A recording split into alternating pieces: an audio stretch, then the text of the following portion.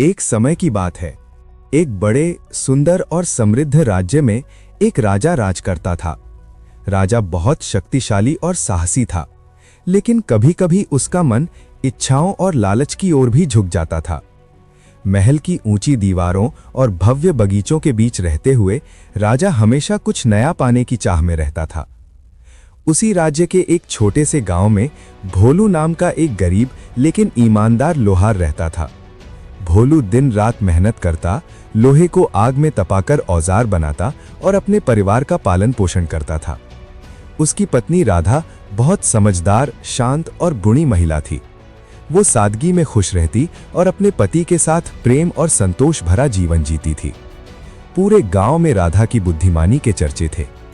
एक दिन राजा अपने महल के सुंदर बगीचे में टहल रहा था।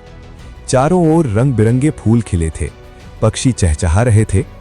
तभी राजा की नजर दूर खड़ी राधा पर पड़ी।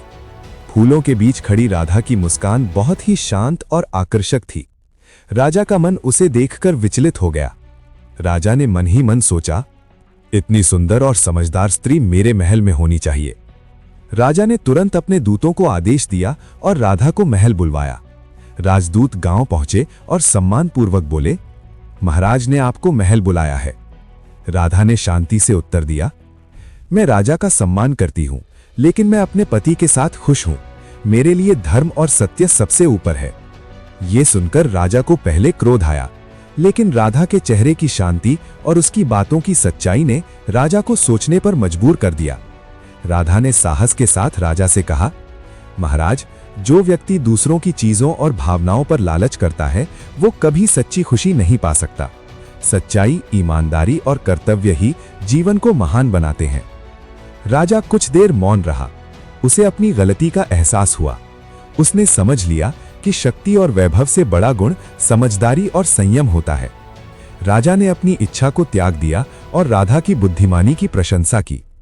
फिर उसने भोलू को महल बुलाया और कहा, भोलू, तुम्हारी मेहनत और ईमानदारी पूरे राज्य के लिए मिसाल है, और राधा, तुम्हारी समझदारी ने मुझे सही रास्ता दिखाया है। तुम दोनों सच्चे सुखी हो। भोलू और राधा राजा की बात सुनकर बहुत खुश हुए। पूरा गांव भी राजा के इस निर्णय से प्रसन्न हो गया। राज्य भर में ये कहानी फैल गई कि कैसे एक समझदार स्त्री ने राजा को लालच से बाहर निकालकर सच्चाई का मार्ग दिखाया।